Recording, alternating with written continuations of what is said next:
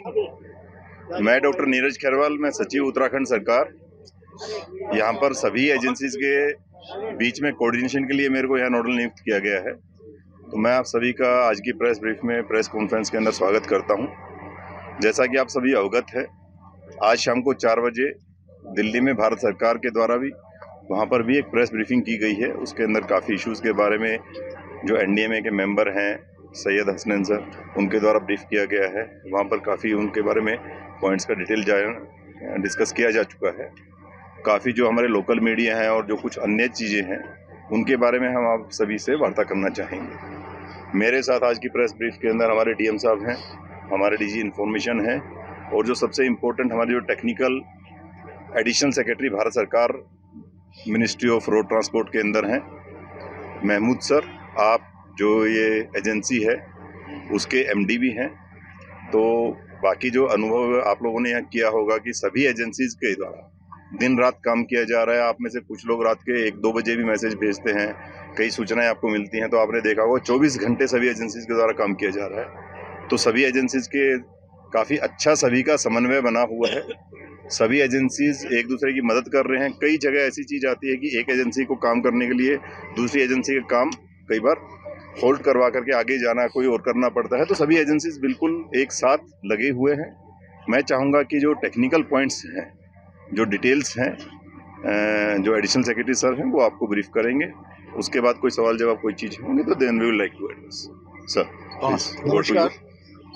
जैसे कि मेरी कोलीग डॉक्टर नीरज ने बताया आप लोगों को, हमने सारे 5-6 एजेंसीज को इकट्ठा किया है, उनके साथ कोऑर्डिनेशन कर रहे हैं। हर एजेंसी को हमने स्पेसिफिक टास्क्स दिया है। किसी से हॉरिजॉन्टल ड्रिलिंग करा रहे हैं, किसी से वर्टिकल ड्रिलिंग करा रहे हैं और इन सब एजेंसीज के बीच में तालमेल रहे वो हम लगातार, हमारी टीम यहाँ बैठकर उसको मॉनिटर कर रही है रेगुलरली। और जितने हमारे आर्मी के, बीआरओ के और अन्य ऐसे एजेंसीज हैं जिनसे हम बैन का, अदर रिसोर्सेज का ले सकते हैं, कोई भी कंट्रीब्यूशन वो हम ले रहे हैं। और सबसे बड़ी बात, डिस्ट्रिक्ट एडमिनिस्ट्रेशन हमारे साथ है बिल्कुल। और डीएम साहब हैं, एसपी साहब भी हैं साथ में। अभी अर्पण आप जुड़े अभी हमारे साथ। और उनके साथ एनडीआरएफ, एसडीआरएफ के सारे लोग तैनात हैं। हम लगातार इस काम पे, इस प्रयास पे लगे हैं कि हम जल्द से जल्द ये जो इंसिडेंट हुआ है इससे हम अपने जितने हमारे भाई अंदर ट्रैप हुए हैं उनको हम जल्द से जल्द निकाल पाएँ। मैं आपको डिटेल में थोड़ा बताना चाहूँगा।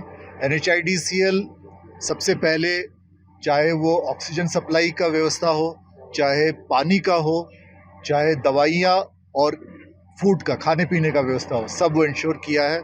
अंदर इलेक्ट्रिसिटी सप्लाई है पूरी तौर से और वहाँ लाइटेड है। 2 किलोमीटर तक जगह वहाँ बिल्कुल साफ है क्योंकि टनल बना हुआ था अंदर। और ये जितनी लाइफलाइन की एफर्ट्स है, हम चाह रहे थे कि एक लाइफलाइन से तो हम कुछ जैसे ड्राई फ्रूट्स हुआ, चना हो गए, मूढ़ी हो गए, ये सब हम भेज पा रहे थे। लेकिन हम वो 4 इंच का था भाई, हम 6 इंच के पाइप के ज़रिए और एक एडिशनल भी लाइफलाइन बनेगा, ये हम चाहते थे कि वो हम जल्द से जल्द इस्टेब्लिश करें। और आपको पता ही होगा कि कल दिन के 3:30 बजे हम ये एडिशनल लाइफलाइन भी हम थ्रू कर चुके हैं। जिसके बाद उन अंदर जो हमारे भाई सब हैं उनसे हमने थोड़ी बहुत कम्युनिकेशन भी कर पाए, वॉकी टॉकी भी हमने भेजा और एक वीडियो भी हम उनका ले पाए, जिससे पता चला वो तंदुरुस्त हैं। उनकी जो मानसिक हालत है वो भी सही है, ठीक है। और इस बात से हमें भी बहुत ज़्यादा उत्साह इस बात से हुआ। इसके अलावा जो सबसे इम्पॉर्टेंट बात है कि हॉरिजॉन्टल बोरिंग एक साइड से हमें करना था, वो हम लगातार फूड पाइप जैसे काम हुआ, उसका फूड पाइप में जो मशीन जाता है उसको वापस लाना था, क्लीनिंग करना था पाइप का, फिर खाना वगैरह भेजना था और उसके बाद फूड पाइप को सिक्योर करना था। वो सब काम पे हम लगे थे और आज सवेरे से हमने हॉरिजॉन्टल ड्रिलिंग का काम शुरू कर दिया। तो आपको ये पता होगा कि 900 mm डायमीटर का हम पाइप 21-22 मीटर तक हमने अंदर पुश किया था पिछले हफ्ते, और उसके बाद अड़चनें आई थी। अब हमने डिसाइड किया कि हम टेलीस्कोपिक मेथड से उसके अंदर 800 mm का डालेंगे। ताकि 900 mm के अंदर 800 mm बड़े आराम से जा सकता है। कम से कम ये पहला 21-22 मीटर वो काम हमने शुरू कर दिया है। इसके बाद हम उसके अंदर मशीन डालेंगे, जो अपनी ऑगर ड्रिलिंग मशीन है, जो हमने एयरलिफ्ट करके लाया है यहाँ, और ये मशीन जो है वो आगे ड्रिल करना स्टार्ट करेगा। आज रात से हमारा ये प्लान है। हमारे लिए ये जो समय है, आज रात कल दिन भर, ये समय सबसे अहम है, क्योंकि 60 मीटर का ये जो बिल्कुल टोटल लेंथ है, जो हमारे मलबा जो गिरा हुआ है, उसका जो बीच का लेंथ होगा वो ये 20-25 से 40-45 मीटर तक है।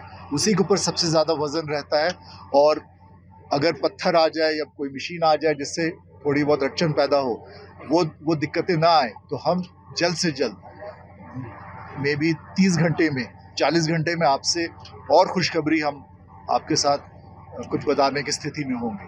अड़चनें आ सकती है, उसके लिए भी थोड़ी बहुत तैयारी हम कर रहे हैं और उसकी प्रयास है। लेकिन ये सिर्फ ये एक ऑप्शन हमने नहीं रखा है। हमने इसके साथ ये भी किया है कि हॉरिजॉन्टल भी बोरिंग हो अगले साइड से, पारकोट के साइड से, जो काम हमने THDC को ऑपोजिट एंड से दिया है, जो काम हमने THDC को दिया है, और उसने ये 2-3 दिन में बड़े अच्छे काम किए हैं। बहुत जल्द से जल्द इसने मोबिलाइज किया अपने इक्विपमेंट्स, मशीनरी, एक्सप्लोसिव्स वगैरह, और ब्लास्टिंग आज शुरू भी हो गया है। और हमने करीब 6-8 मीटर का ब्लास्टिंग कर भी दिया वहाँ से 2 मीटर बाई 2 मीटर का वो माइक्रो ड्रिलिंग करके रास्ता बना के करने की कोशिश कर रहा है। तीसरा हमारा, हमने RVNL को बोला है कि आप परपेंडिकुलर हॉरिजॉन्टल ड्रिलिंग कीजिए इस साइड से, तो वो 170 मीटर का लेंथ होगा और उसका काम शुरू होना। इधर रॉक फेस काफ़ी हार्ड उसको मिल रहा है, तो BRO से हम मदद ले रहे हैं। BRO उनकी हेल्प कर रहा है। BRO से हमें बहुत अच्छी सहयोग मिली है इस काम पे। वो काम का भी मोबिलाइजेशन ऑफ जो मशीनरी है, इक्विपमेंट है, वो भी काम शुरू हो रहा है। इसके अलावा ऊपर से वर्टिकल ड्रिलिंग का भी, चाहे RVNL से हो चाहे SJVNL से हो, उसका भी मोबिलाइज। खिचड़ी और दलिया इनकी हमने बात की थी, वो हमने यहाँ के जो CMO साहब उनसे पूछ के मेडिकल एडवाइस लेके किया गया था। कि खिचड़ी और दलिया भेजने का हमने कोशिश की है, लेकिन जैसे मेडिकल जो हमको सुझाव मिले थे उसके हिसाब से उसे भेजना था कल, लेकिन जैसा हमने पाया कि पाइप के अंदर में कुछ चीज़ें हैं जिसके कारण वो जा नहीं पा रहा है, तो हमने पाइप को पूरी तरह साफ़ कर लिया। और दूसरी चीज़ जो उसकी पैकिंग आई थी वो कुछ हार्ड बॉटल्स में थी, तो आज जो हम भेजेंगे, जो आज हमने अभी तक भेजा है, आज हमने संतरे भेज दिए हैं, केला भेज दिया है, मौसम्बी भेजा है और दवाइयाँ भेजी हैं। नमक बहुत दिनों से वो चाह रहे थे, तो आज हमने उनको नमक भेजा है। और जैसे वो कुछ बोलते हैं हमें चाहिए, तो अभी कुछ टेट्रा पैक्स वाले, आपको पता होगा, छोटे बॉटल्स होते हैं, वो हम भेजने की कोशिश कर रहे हैं वहाँ पर। तो ये सारी प्रक्रिया चालू है।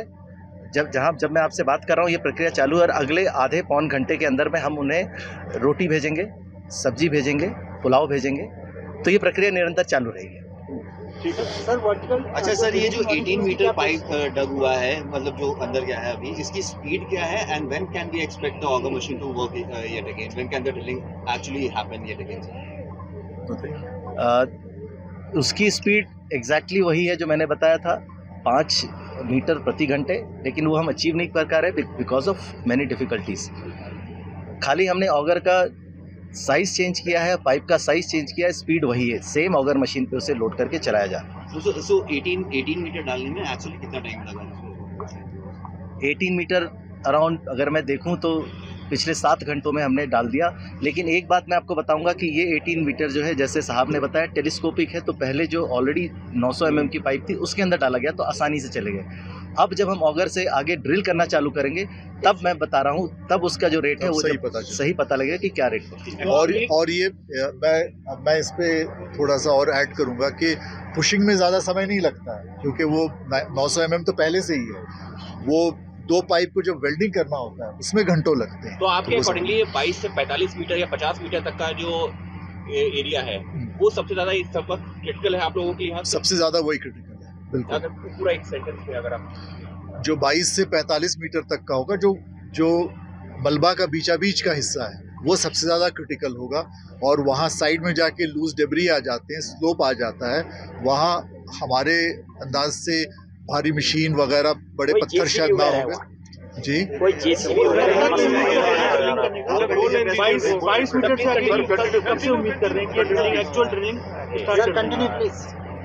देखिए आज देर रात्रि में कभी भी शुरू होना लेट आवर्स में शुरू करना सर चाहेंगे। एक क्वेश्चन सर, जिस पाइप से आप फूड को सप्लाई कर रहे हैं, क्या फिर से उसमें इंडोस्कोपी आप कैमरा टेलीस्कोपी। या कोई टेलीफोनिक बात करने के लिए क्या सिस्टम जनरेट किया? बोलिए। उसको हमने जब हमने ये फूड भेजने की प्रक्रिया अभी चालू की तो एक बार फिर से हमने उस कैमरे वाले मशीन को हमने उसमें डाला है, उस अंत तक हम गए हैं और फिर हमने उसे वापस निकाल के देखा कि अब कोई अड़चने ना आ जाए, साफ़ है वो, और उसके बाद हमने फूड भेजना उसमें चालू कर। सर यहाँ पर जो वर्टिकल ड्रिलिंग है, वर्टिकल ड्रिलिंग आप कब से शुरू कर पाएंगे? क्योंकि अभी आपने रोड तो बना दी है, वहां तक एक्सेस हो जाएगा, लेकिन एक्चुअल ड्रिलिंग कब शुरू होगी? क्योंकि हमने मशीन भी अभी तक उसकी नहीं देखी है। सर कब तक शुरू होगी? कब तक मशीन आएगी? कब तक ऊपर जाएगी?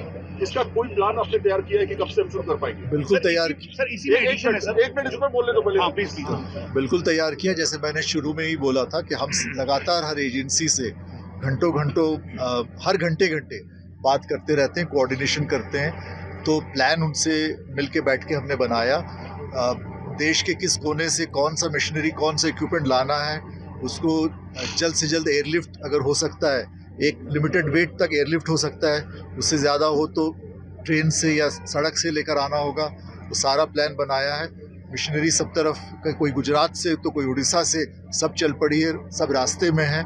एक मशीन तो आ चुका है, जो असेंबल अब होने का मैंने आदेश दिया है कि असेंबल आप करते रहिए। तो ये सब हर घंटे हम देख रहे हैं। तो ये चाहे 10 घंटे हो, चाहे 15 घंटे हो, मशीन सब आते रहेंगे, यहाँ असेंबली होती रहेगी। फिर उसके बाद हम पहाड़ के ऊपर लेके जाएंगे और सही समय पे जो सही निर्णय होगा वो हम लेंगे। सर जियो फिजिक्स की टीम जो एनालाइज कर रही है, तो आपके फर्स्ट एक्सेस चल के आ रहा है या फिर बर्डकोट के अलावा जो बाकी 3 एक्सेस है जहाँ पे आप डिगिंग की या ड्रिलिंग की बात कर रहे हैं, उधर से कूदने की, क्या उसके लिए बिल्कुल ग्रीन सिग्नल मिल चुका है? क्या उसके लिए आप एनालाइज करके आगे फर्दर विद इन 24 आवर या 48 आवर्स या आगे क्या करने वाले हैं सर? जैसे मैंने बोला कि एजेंसी से हमने बात की है, इसमें परपेंडिकुलर हॉरिजॉन्टल बोरिंग की, ड्रिलिंग की भी बात हो रही है, और जो बारकोड साइड से भी अगर हम ऊपर से वर्टिकल ड्रिलिंग कुछ कर पाएंगे, इन एजेंसी से बात हो रही है। कुछ एजेंसीज ने प्लान बना दिया, दे दिया, तो हम उसका मशीनरी वगैरह मूवमेंट का शुरू कर चुके हैं। कुछ एजेंसीज अब बना रही है, देगी, जैसे आ जाएगा हम उसका काम भी शुरू करेंगे। बरकोट जो साइड है, वहाँ से डेप्थ कितनी मिल रही है आपको? जैसे यहाँ से 170 और 85 के आसपास। सही बात आपने पूछा। बरकोट साइड से हमें काफ़ी ज़्यादा ओवरबर्डन कहते हैं, 300-325 मीटर हमें ड्रिलिंग करना पड़ेगा, और यहाँ इस साइड से थोड़ा कम है। वो बहुत दिक्कत की बात है, हमें बहुत मतलब हेवी ड्रिलिंग के लिए करना पड़ेगा। चलिए सर, एक